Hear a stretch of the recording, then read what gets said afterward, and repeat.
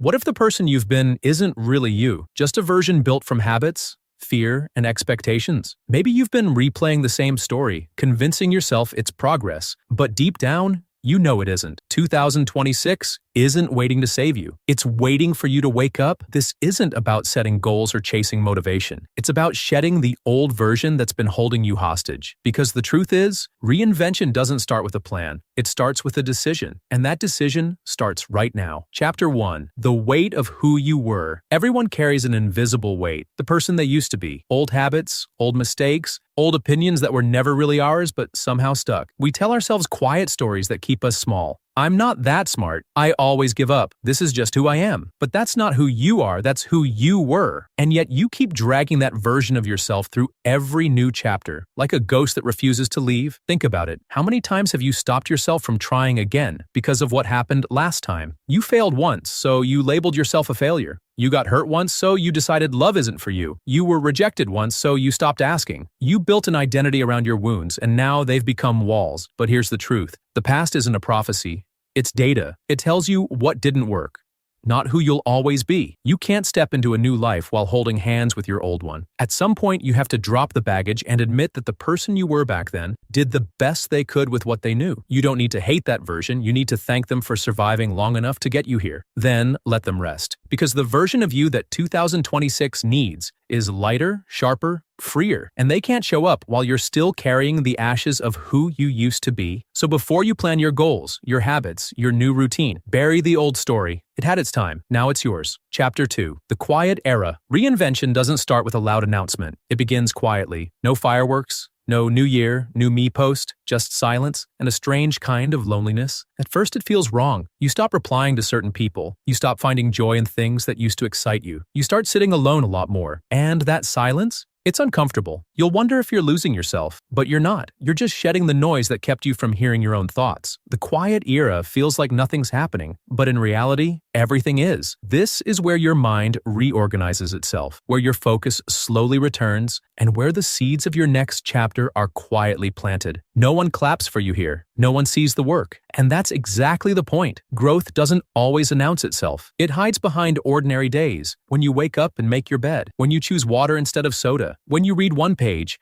take one walk, say no one more time. It's all invisible progress until it's not. The quiet era tests your patience. You'll want quick results, visible success, validation. But 2026 won't reward who moves the loudest. It'll reward who moves the longest. The world doesn't need more noise. It needs more people who can sit still long enough to hear their purpose whisper back. So if your life feels slow right now, don't panic. You're not behind. You're not stuck. You're just in your quiet era. And this is where the real transformation begins. Chapter 3. Rebuilding from scratch. Reinvention sounds exciting until you're in it. Then it feels like chaos. One day you're full of energy. The next, you can't even get out of bed. You question everything. Your plans, your abilities, your worth. It's messy, but that's what rebuilding is. It's breaking old walls before new ones can stand. You'll start noticing what no longer fits. Certain habits, certain people, even certain dreams that once felt right might start to feel too small. That's not confusion. That's clarity finally showing up. Most people quit here because they mistake discomfort for failure. They think, if it's this hard, maybe it's not meant for me. But real change always comes with friction. You're sanding down an old version of yourself, and that process is never smooth. Every time you choose discipline over distraction, you lay a new brick. Every boundary you set is a frame for your new foundation. Every time you do the right thing when no one's watching, you tighten the screws that hold your future together. That's construction work. Quiet, tiring, unglamorous construction work. And you'll want to rush it. You'll want to see results, proof, something. But life doesn't reward impatience. It rewards consistency. The masterpiece is being built behind the scenes, one decision at a time. You're not lost. You're under renovation. And it's okay if no one understands what you're doing right now. They're not supposed to. This chapter isn't about proving who you are. It's about becoming who you were meant to be, piece by piece, quietly, persistently. Keep building, because the structure you're creating today will be the version of you that walks confidently into 2026. Chapter 4. The tests will come. Just when you start feeling like you've changed, life will test you. It always does. An old habit will sneak back in. A person you finally let go of will text you again. A situation you thought you were done with will repeat itself. Same setup. different year. It's not bad luck, it's a test. The universe checks if you've truly grown or if you just memorize the lesson. Because real change isn't proven by what you say. It's proven by how you react when you're triggered. When you face that old pattern again, your old self will whisper, "Come on, just once won't hurt." And in that tiny moment of decision, everything you've been working for stands on the line. Do you respond like who you were or who you're becoming? These moments are uncomfortable, but they're sacred. They show you where the cracks still are, where you need more patience, where you're still healing. So don't fear the test. Use it as proof that you're ready for the next level. Remember, growth doesn't erase your past.